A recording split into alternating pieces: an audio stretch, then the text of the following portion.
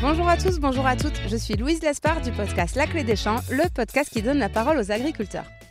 Avec AgriWeb TV, la chaîne dédiée à l'agriculture en Nouvelle-Aquitaine, je pars dans les fermes prendre le café avec les agriculteurs.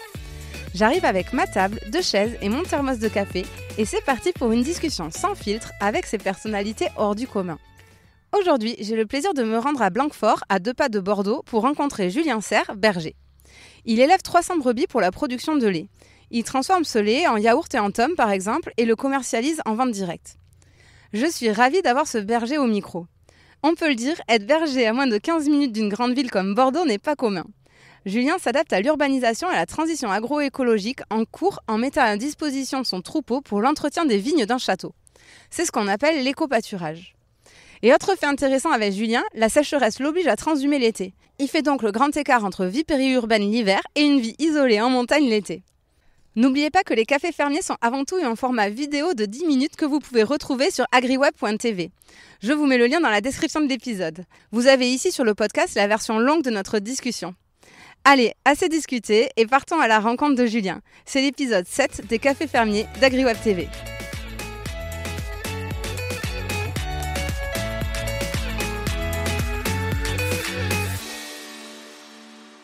Bonjour Julien. Bonjour.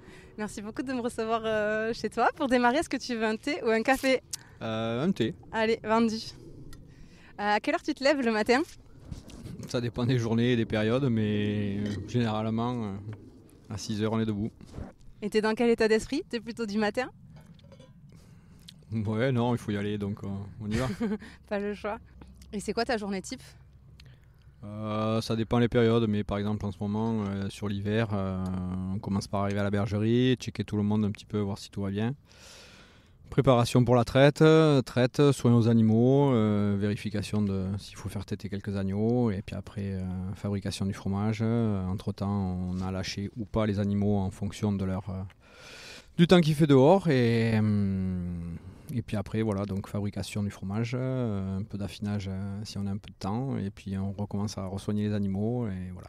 Et ça recommence le lendemain. Tout à fait. Je vais passer à la première rubrique, c'est « Raconte-nous ta ferme ». Alors, est-ce que tu pourrais nous décrire ton exploitation ? Combien tu as de brebis ? Combien vous êtes à travailler ? Vos activités ? Alors, sur l'exploitation, ici, on a un petit peu plus de 300 brebis. De race basco-béarnaise, ce sont des brebis avec lesquelles nous fabriquons des produits laitiers, de la tome, des yaourts, des caillés, des petits fromages frais. Quelques chèvres aussi laitières depuis cette année où on fabrique des petits crottins de chèvres et puis un petit peu de poules pondeuses. Voilà. Ok. Et tu dis, vous êtes combien ? Donc nous sommes 2 à travailler à plein temps et on a un apprenti depuis cette année. D'accord. 2 avec ta femme, c'est ça ? Tout à fait. J'ai ouï dire qu'elle travaillait dans la banque avant et qu'elle t'avait rejoint il y a quoi, 3-4 ans ? Un petit peu plus de 3-4 ans. Au décès de mon père, c'était compliqué de tout gérer tout seul. Donc il a fallu faire des choix et voilà, son choix, elle a choisi de venir travailler avec moi en fait. Nouvelle vie. Tout à fait, oui. Et alors du coup, vous transformez tout le lait sur l'exploitation ? On transforme tout, oui. On est en vente directe et sur le lieu de fabrication, plus des AMAP. Ok. Du coup, vos clients, c'est les gens qui habitent aux alentours ? Aux alentours et puis ceux de passage, voilà. Passer à la deuxième rubrique, c'est l'éco-pâturage. Oui. Alors là, on est sur un site, c'est dommage, on avait les brebis derrière, mais je vois qu'elles se sont fait un petit peu la malle. Elles ont changé de côté, oui. Mais donc là, tu as des brebis, ce qu'on appelle en éco-pâturage, avec un partenariat avec un château. Oui. Déjà, tu peux nous expliquer ce que c'est l'éco-pâturage ? Alors, l'idée, c'est de faire pâturer des zones par les animaux pour les nettoyer, en fait, pour les entretenir. Et ici, le choix du viticulteur était de faire pâturer ses vignes pendant l'hiver pour éviter de repasser avec son tracteur pour entretenir sa vigne. Parce que pour eux, c'est aussi un lycée agricole. D'accord. Donc, il y a une démarche aussi d'enseigner aux jeunes et tout ça. Et nous, ça nous permettait à nous de pouvoir délester un petit peu notre bergerie et de pouvoir avoir un peu de ressources pour nourrir les animaux cet hiver en plus, parce qu'on a quand même eu un été très compliqué avec une grosse sécheresse, des stocks légers et donc ça nous permettait de pouvoir nourrir des animaux une partie de l'hiver à l'extérieur. Ok, donc c'est un partenariat un peu gagnant-gagnant, quoi. Toi, tu as de l'alimentation pour tes brebis. Oui. Et eux, ça leur évite d'avoir à désherber. À désherber, et puis bon, après ça amène toujours un petit peu de fumure en plus sur les parcelles. Non, c'est comme l'un et l'autre, on y trouve notre compte. J'ai l'impression que l'éco-pâturage, c'est de plus en plus à la mode, non?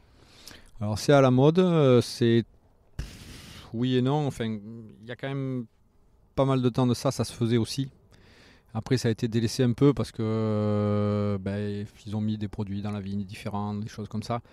Moi mon père le faisait il y a déjà très longtemps, sur certaines parcelles dans les vignes, il y mettait les brebis quoi. Donc c'est pas d'aujourd'hui. Après ça s'est perdu un peu et c'est vrai que ça revient un petit peu à la mode. Parce que là, tu travailles dans les vignes avec un château, mais j'ai vu qu'aussi il y avait beaucoup de collectivités qui mettaient et même des particuliers des fois qui ont des espaces à entretenir. Enfin, c'est très large l'éco-pâturage au final. Alors effectivement, là c'est la vigne parce que c'est un choix du viticulteur, mais après il y a des collectivités sur des petits parcs, des zones industrielles qui ont des bâtiments avec une grande surface d'herbe autour, ils y mettent des animaux. Il y a beaucoup de choses qu'on peut faire avec des petits ruminants comme ça pour entretenir tous ces espaces.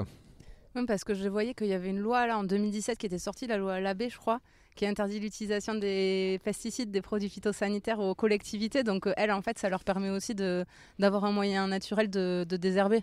Oui, il y a ça. Et puis le fait que nous, ça nous permet de pouvoir nourrir les animaux. Ça permet de faire travailler un petit peu tout le monde. Puis ça a un autre œil, quoi. Voir un tracteur ou voilà. Ouais, donc, oui, et puis pour les gens qui passent, c'est sûr que c'est sympa de. Enfin là, quand on est arrivé, c'est sûr que de voir tes brebis dans les vignes, c'est beau, quoi, tout de suite. Au début, ça a surpris un petit peu. Qu'est-ce qu'ils font, pourquoi. Et maintenant, c'est vrai que le mercredi, le samedi, il y a du monde qui passe autour avec les enfants pour venir voir les animaux et tout ça. Voilà, ça fait un peu d'activité et c'est pas trop mal. Puis peut-être qu'aussi, des fois, ça peut servir pour entretenir des zones accidentées, notamment et puis c'est plus confortable du coup là pour des salariés qui n'ont pas besoin d'aller entretenir ces zones très en pente ou qui pourraient être dangereuses. Ça peut être utilisé pour ça aussi. Ah oui, complètement. Les animaux, eux, ils vont passer partout. Donc ils vont peut-être même mieux passer que certains outils. Donc oui, ça peut être gagnant pour tout le monde. Ouais. Il y a des inconvénients à cette pratique ? Alors... pour la viticulture, le problème c'est les rangs de vignes. C'est-à-dire que en fonction des parcelles, celle-là c'est assez simple, elle avait la surface qu'il fallait pour qu'on la clôture depuis l'extérieur. Après c'est recouper les parcelles en deux, avec les filets au milieu de la vigne, c'est un peu compliqué. Parce que tu es quand même obligé de... Parce qu'elles sont dociles quand même tes brebis, je les ai vues, tu es bien de te suivre, etc. Calme. Mais tu es obligé, oui, forcément de les parquer et donc de poser des clôtures temporaires. Alors, nous, on a fait le choix de faire avec des filets. Après, il y a de la garde journalière qui peut être mise en place aussi. Hein. Mais le temps qu'on passe aux animaux, on ne le passe pas ailleurs. Quoi. Oui, voilà. Et j'ai cru comprendre que tu avais un quotidien chargé. Mais oui, et je comprends que les rangs de vigne, du coup, à couper en deux avec des filets, c'est pas facile quand non, c'est pas toujours facile. Ils sont très longs. Et tes brebis, tu peux mettre n'importe quelle brebis en éco-pâturage ? Ou est-ce qu'il y en a certaines qui sont aptes et d'autres pas ? Alors, faut quand même choisir des races assez calmes et qui sont souvent manipulées, de façon à ce que ça soit calme et que ça puisse au moins respecter correctement les filets. Parce que si ça a un peu de jus, ça peut être compliqué. Oui, même s'ils sont électriques, je crois. Ils sont électrifiés. Avant que je m'approche. Ils sont électrifiés. C'est aussi pour eux qui ne sortent pas de la parcelle et aussi pour qu'on ne rentre pas dans la parcelle. Ah oui, donc ça dépend où se situent les parcelles à entretenir et en fonction de ce qu'il y a autour, c'est bien aussi que ça ne rentre pas dans la parcelle. Mais c'est des brebis qui te produisent du lait ou parce que tu vas quand même pas les chercher matin et soir là pour aller les traire ? Non, je viens pas les chercher matin et soir pour aller les traire. Là, ce sont des brebis tardives qui vont, pour les dernières, mettre bas d'ici 8-10 jours. Et après, sinon, on ne met que des animaux qui sont vides, qui ne sont pas en production. Ok, donc ils sont pas en période où ils produisent du lait parce que du coup, toi, tes autres brebis, elles sont là-bas et c'est celles-là. Donc c'est un bon complément finalement parce que c'est des brebis qui entre guillemets, qui t'apportent rien à ce moment-là. Souvent, c'est celles qui sont mises sur l'éco-pâturage, ce sont les jeunes de l'année d'avant. J'ai fait par choix de production de ne pas les faire produire pour qu'elles finissent leur croissance et qu'elles soient correctement prêtes pour pouvoir faire un premier fœtus et une production de lait correcte la première année. Donc généralement, voilà, ce sont des animaux qui sont vides. Donc ça nous permet de pouvoir les avoir en extérieur. Après, même si elles rentrent le soir et qu'elles ont un abri. Hein. Mais voilà, c'est des animaux qui peuvent lutter tranquillement dehors, au milieu des vignes, sans problème. Très bien, elles ont la belle vie un peu, j'ai l'impression. Oui, elles n'ont pas l'air trop stressées, non. Bon, ben, on va passer à la troisième rubrique, c'est la transhumance. Oui. Parce que malgré le fait que tu habites très près de Bordeaux, on est à Blanquefort, j'ai mis moins d'un quart d'heure de route pour venir, donc Oui, c'est tu es ça. en zone urbaine active. Oui. Tu pars transhumer l'été dans les montagnes, tu peux nous raconter pourquoi, depuis quand tu fais ça et pourquoi ? Le choix de la transhumance s'est fait à la sécheresse de 2011, où il y avait deux solutions. Soit on trouvait du pâturage pour les animaux, soit on en enlevait une partie et qui était destinée à aller à l'abattoir. Et moi je commençais un peu, donc ça m'ennuyait de commencer à enlever une partie du troupeau. Donc après des recherches actives, on a trouvé une estive disponible en vallée d'Aspe, sur la commune de l'Esquin, au lac de Lurs. Donc on est parti là-bas pour une saison entre guillemets pour se sauver le troupeau. Et on y est tombé amoureux de cette montagne. Et donc maintenant, on y remonte tous les ans. Du coup, c'est à quelle période ? Alors on monte généralement entre le 15 et le 20 juin pour descendre fin septembre, voire première semaine d'octobre si la météo est clémente. Mais du coup, c'est vraiment le branle-bas de combat parce qu'il y a 300 brebis à déménager de combien ? Ouais. 300 ou 400 km ? Oui, il y a 280 et quelques kilomètres. Et c'est un déménagement, effectivement. Il ne faut rien oublier, il faut penser à tout. Et on est à grosso modo 3 heures de marche du village. Donc si on a oublié le sel, on s'en passe. Donc voilà, il faut bien tout préparer. Et c'est parti pour un petit peu plus de 3 mois dans des conditions qui sont complètement différentes de celles qu'on a ici.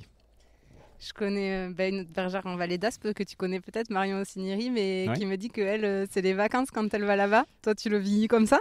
Alors, des vacances, oui et non. Oui, parce qu'on n'a pas la même pression par rapport au travail et à tout ce qui gravite autour. Et oui, parce que c'est autre chose. C'est vraiment autre chose. C'est notre rythme de vie, on se recentre plus sur nos animaux, on est plus avec eux. Voilà, c'est complètement différent. Et vous transportez tout en camion ? Enfin, vous partez avec des camions ? Alors, camion bétaillère pour les animaux, et puis nous, on charge les voitures, et puis en avant. Donc, après, ouais, c'est un peu compliqué. Ouais. Je veux bien croire que là, l'état de stress, il doit être maximal. Et vous montez à combien d'altitude ? On est à 1780 la cabane, et on finit à 2003 aux crêtes. Et c'est quoi les différences majeures que tu vois, même dans ta manière de travailler et tout, entre ici et quand tu es en transhumance dans les montagnes ? Ici, c'est assez facile. Si on a besoin de quelque chose, on prend la voiture. On a très vite trouvé ce qu'on a besoin. Là-bas en haut, il faut la réfléchir un peu. Donc, on retravaille un petit peu avec les techniques des anciens sur plein de petites choses. Mais voilà, c'est le plus compliqué. Tout ce qui est soins et aide aux animaux, c'est plus compliqué que ici en bas. Voilà. Donc il faut prévoir pas mal de choses pour être sûr d'essayer d'avoir ce qu'il faut au moment où il faut. Et la traite, c'est manuel en haut ? Manuel, ici oui. aussi, c'est manuel ? Non, ici c'est à la machine et en haut c'est à la main. Ouais. Donc ça change aussi. Parce que Ouais, ça a l'air ouais, dur, il y a un ouais. paquet de brebis. Tu passes combien de temps ? C'est quasiment 2 heures le matin, 2 heures le soir, non ? Au tout début, on est à 3h le matin, 3h le soir. Et après, on passe, arrivé au début août à 2h, 1h30. Et puis après, ça se calme. Donc c'est là que les vraies vacances commencent. Voilà. Et tu transformes là-haut aussi en fromage ? transforme et là-haut. Tu vends où si vous êtes à 3 heures à pied du village ? Alors, on fabrique là-haut et une fois par semaine, il y a un système de mulletage qui vient nous chercher les fromages qu'on a fabriqués, qui sont redescendus au village, qui sont stockés dans un saloir au village chez une personne. Et les ânes nous remontent le frais, le pain, enfin les courses qu'on a demandées. Et voilà, ils montent c'est ça. une vie hors du temps, quoi. Ah oui. On attend avec impatience les ânes pour certains produits parce que voilà, la semaine. Le vin. Non, pas forcément, mais voilà, au moins rien que le pain frais déjà, c'est. Ouais, voilà. Mais du coup, quand il arrive en bas, le fromage, il est vendu ou est-ce que pendant la période de transhumance, tu stockes Non, le fromage et vous n'avez pas de revenus? Le fromage est stocké, affiné. Et nous, on le récupère quand on s'en va pour le vendre, nous, ici, quand on rentre. Ok, donc tu as une période où tu produis, mais tu n'as pas de rentrée d'argent. Après, ici, on a un lieu de vente. Et comme notre activité principale, c'est de la tome, il faut 3 mois à peu près pour que le fromage soit bon à être commercialisé. Okay. Donc, on vit sur une rotation des fromages, en fait. Ouais, donc, ce que je produis là-haut sera vendu 3 à 4 mois plus tard. Tout ce qui est en frais est arrêté par contre. Yaourt, cahier, des choses comme ça. On fait que de la tome. On fait pas de choses fraîches en haut.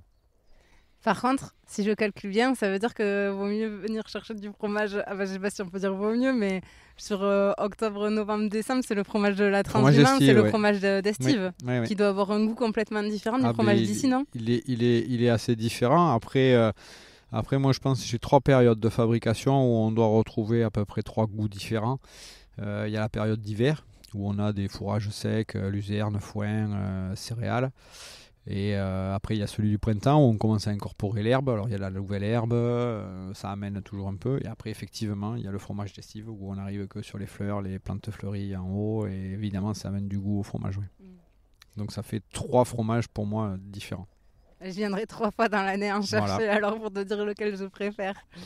Et tes brebis dans tout ça, parce qu'elles aussi, ça fait quand même du changement de passer de la région bordelaise à l'altitude en montagne. Ouais. Comment elles s'adaptent et est-ce que tu vois une différence entre les brebis qui ont passé du temps en montagne versus les autres Oui.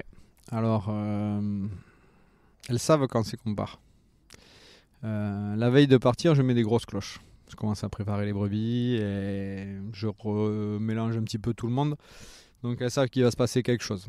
Et au moment du chargement, elles ont compris, donc elles savent qu'elles vont changer de crèmerie, quoi. Donc pour celles qui restent ici, c'est souvent soit les jeunes, soit des brebis avec agneaux ou les brebis de réforme qui seront vendues un petit peu plus tard. Donc on essaie d'amener le plus possible en haut parce qu'on s'est aperçu qu'elles revenaient avec un état de forme, elles ont plus de gas, elles sont plus costauds, elles sont pas forcément plus grasses ou plus grosses ou comme ça, mais elles ont un côté où elles ont un peu plus de gas, un peu plus de punch, un peu plus de voilà. Et cette partie montagne leur fait énormément de bien. Ok, c'est intéressant. Et t'es pas embêté par le loup ou l'ours ? Pour moi, dans ma zone à moi de pâture, aujourd'hui, on n'est pas confronté ni à l'ours ni au loup. Après, d'après ce qu'on voit et qu'on entend, ça se déplace. Donc, jusqu'à quand, je ne sais pas. Pour le moment, ça va. Après, il faudra s'adapter. Bon, je croise les doigts que ça dure le plus longtemps comme ça, parce que entre fuir la sécheresse à Bordeaux, après fuir le loup ou l'ours dans la vallée d'Aspe, ça va devenir compliqué de savoir où aller. Ça va devenir compliqué, oui. Non, mais voilà, après, ça sera un élément qu'il faudra prendre en compte et on verra. Bon, je vais passer à la 4e rubrique. Ouais. C'est la question qui pique. Alors, on l'a dit, tu habites à moins de 15 minutes de Bordeaux. Ouais. C'est pas trop dur de vivre à côté de citadins qui comprennent rien à ton métier ? Alors, maintenant, ça va faire depuis 2016 que je suis installé à Blanquefort. Au début, c'était compliqué, un petit peu, pour moi, de me retrouver on va dire en pleine ville pour bosser. Après on a travaillé avec les écoles, on a fait venir les enfants, on a ouvert les portes, on a montré notre travail, on a fait pas mal de choses et ça nous a permis de aussi avancer un peu sur notre clientèle. Mais après, c'est vrai qu'il y a des moments c'est compliqué parce que on se retrouve dans des situations qui sont un peu faux folles avec des gens qui comprennent vraiment pas ce qu'on fait, de la façon dont on le fait. Et ça, c'est ce qui est le plus dur. Essayer de faire comprendre aux gens notre travail, ça c'est hyper dur. Ils ont des idées arrêtées. sur beaucoup de choses. Pas la majorité, hein, mais une partie. Et c'est compliqué après pour nous pour vraiment expliquer notre travail et la façon dont on travaille, et pourquoi on le fait, comment on le fait, et voilà. Et il faut qu'ils essayent d'entendre un petit peu, voilà. Et ça, c'est compliqué. C'est-à-dire vous avez des réalités de quotidien qui sont tellement différentes, et il y a un vrai lien qui s'est coupé. On est à la 3e génération de citadins maintenant, donc le lien s'est totalement coupé sur l'amont de la production agricole, de comment on fabrique les produits, la mort animale aussi, tout ça. C'est des choses qui sont plus très naturelles pour les gens. Oui, après, le problème, il est là, c'est que moi, à l'école, gamin, on allait visiter le gars qui faisait des poules, celui qui avait de la vigne, celui qui faisait des abeilles, enfin, on allait un peu chez tout le monde. Aujourd'hui, ça se fait de moins en moins. Et puis, on avait un contact avec le milieu agricole, parce qu'il y avait plus d'activités agricoles qu'aujourd'hui. Et on était un peu au courant, on était un peu informés, on était un peu... Et là, c'est vrai que dans les parcours scolaires, il y en a de moins en moins qui s'en vont faire un tour à la ferme, qui vont voir des animaux, qui vont... Et ça, c'est un peu compliqué, parce qu'il suffit qu'ils voient 3 bricoles à la télé ou sur Internet. On s'informe, mais pas toujours avec les bonnes sources, peut-être. Et voilà, donc puis c'est peut-être pas forcément la réalité des choses. Et après, derrière, on rame, nous, pour essayer de faire comprendre. On voit tellement d'images qui sont mauvaises sur l'agriculture qu'on pense que tout le monde travaille comme ça. Et derrière, pour nous, c'est dur. Parce qu'on ne fonctionne pas comme ce qu'ils montrent. Et c'est très dur après d'expliquer aux gens que mais non, nous, on travaille comme ça, on n'utilise pas ça, pas de pesticides, pas d'engrais, enfin, c'est très, très compliqué. D'autant plus que toi, c'était client au final, parce qu'en vente directe, c'est à eux que tu vends. Donc, cet effort de pédagogie, tu n'as pas le choix que de le faire. Et on les a en face tous les jours. Bon an, mal an, il faut que ça fasse partie de ton métier, quoi. Oui, après, on essaie de... Je ménage pas la chèvre et le chou. Hein. Les choses... Ça n'a pas l'air du vent, non, c'est pas la peine de le dire. Les choses, je vais les dire. Parce que on peut pas aller dans le sens du client pour lui vendre un bout de fromage. Moi, s'il a envie d'un bout de fromage, je vais lui vendre un bout de fromage. S'il y a des questions à poser, je vais essayer d'y répondre le mieux possible avec ce que je sais et de la façon dont je travaille. Après, si je dois lui dire que ça me convient pas du tout ce qu'il est en train de me raconter, je lui dirai aussi. Et puis voilà. Après, on essaie d'avoir un contact avec le client ou les différentes personnes qui circulent autour, les citadins, les gens qui se promènent, les machins. Voilà. Si on peut les informer correctement de la façon dont on travaille, ce qu'on fait, comment on le produit, ce qu'ils vont manger, comment ça a été fait, pourquoi, comment, on va le faire. Et après, ils sont libres de prendre ou pas prendre le produit et de venir ou revenir ou pas du tout. Et voilà. Et le fait d'être à côté de Bordeaux, ça pose aussi la question du foncier, parce que tout augmente. Tu m'as dit que tu étais arrivé en 2016, si je ne me trompe pas. Toi, comment ça s'est... Déjà, où c'est que tu étais avant et comment tu es arrivé là et comment tu as fait pour trouver des terres ? Alors, on était sur la commune du Puy-en-Médoc, un petit peu plus loin, un quart d'heure, 20 minutes de plus. Mais c'est déjà un peu plus la campagne que Blanquefort. Moi, je suis arrivé à Blanquefort suite... ça faisait 30 ans que mon père était là.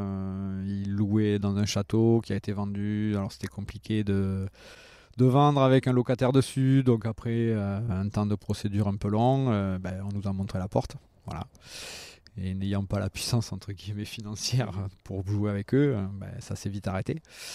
Donc en parallèle, j'étais sur le projet vacherie de la mairie de Blanquefort, qui était l'installation d'un agriculteur sur une 30aine d'hectares avec un objectif que la personne vive de son travail et soit autonome. Je ne suis pas en sous-perfusion de la mairie de Blanquefort ou quoi que ce soit, je suis locataire. Voilà, c'est mon activité et eux m'ont mis à disposition un bâtiment et des terres que je loue, et mon activité me permet de générer ce qu'il faut pour pouvoir continuer à utiliser les terres de la mairie. Il y a un petit partenariat avec eux, on bosse ensemble, on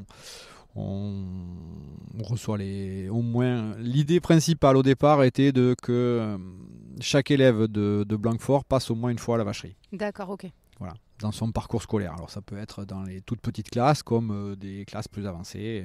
Voilà. Ouais, donc la mairie a compris la nécessité avec l'urbanisation de garder des agriculteurs sous le coude, quoi. Oui, bon après sur Blanquefort, il y a au moins je crois 3 viticulteurs, un éleveur de vaches, quelques maraîchers. Il y a des zones qui sont dites humides où effectivement on ne pourra pas construire, bâtir.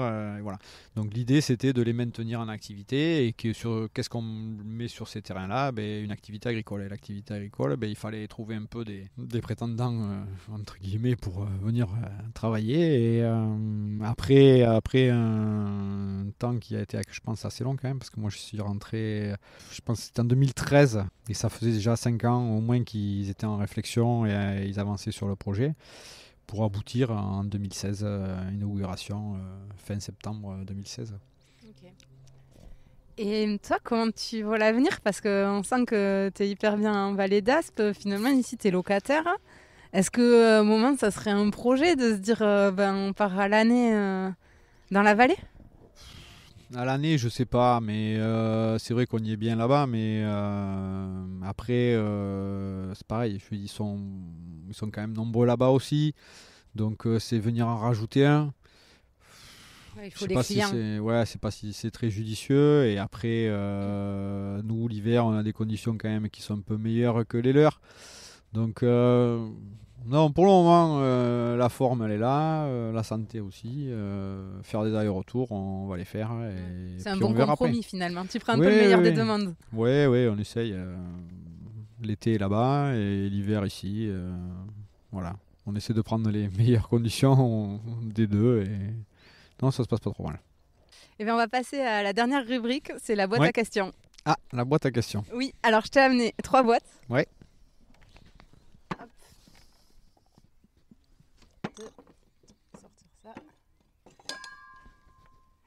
Et 3.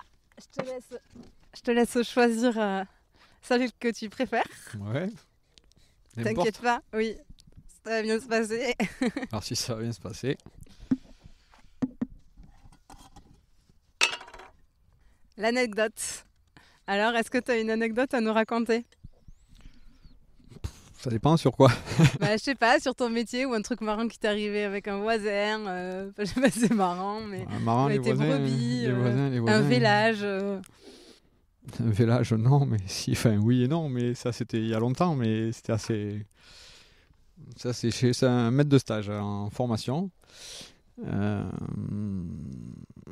Une vache se met à véler, c'était compliqué, ça sortait mal. Il appelle le veto, normal, faut pas perdre de temps parce que la bête elle souffre pendant ce temps-là. Donc le veto arrive, césarienne, tout le monde dehors, impeccable, super bien passé. On était tous en train de se laver les mains, on allait boire un café.